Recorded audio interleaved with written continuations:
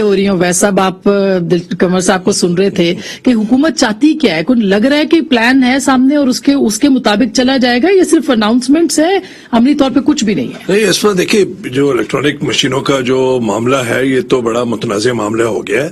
مجھ سے اور اگر آپ سے پوچھا جائے تو بالکل الیکٹرانک مشینوں پہ ہونا چاہیے، لیکن نہ آپ نے کنسلٹیشن کی، نہ آپ نے کوئی مشاورت کی، نہ اس کے اوپر آپ نے اعتماد میں لیا اپوزیشن جماعتوں کو. آپ الگ سے تو نہیں آ سکتے کہ ایک سیارے کی مخلوق ہے وہ آ کے جو ہے ایک ایکٹ پاس کر دے اور اس پہ ہو جائے گا. ایسا نہیں ہوگا، کیونکہ سیاسی ٹیمپریچر بہت اونچا ہے اور اتنی گرما گرمی ہے اور عدم استحکام اتنا ہے.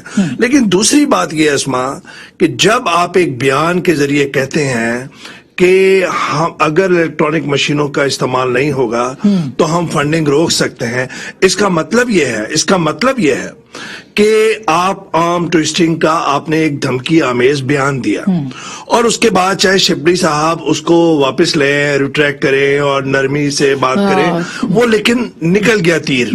اور الیکشن کمیشن آف پاکستان کا کردار بھی معذرت کے ساتھ بہت ہی کمپرومائز مجھے لگتا ہے.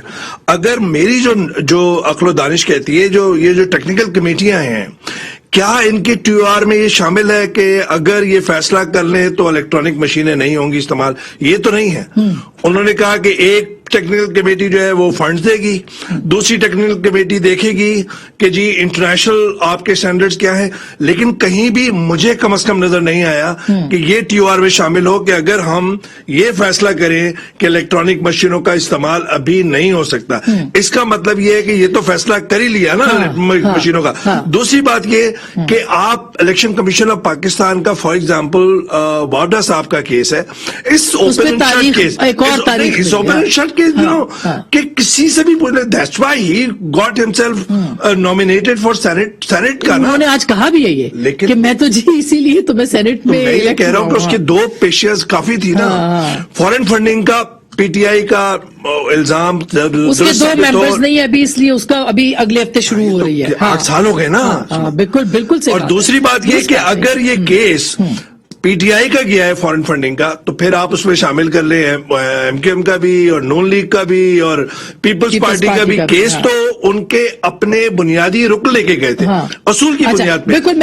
لیکن مجھے ایسا لگتا ہے کہ یہ انتہائی افسوس کی بات ہے کہ 3 سال ہو گئے اس حکومت کو، جس کا انٹریگل پارٹ تھا ویژن مشن کے اندر کہ ہم لوکل باڈیز الیکشن کرائیں گے، وہ ابھی تک نہیں کرا سکے.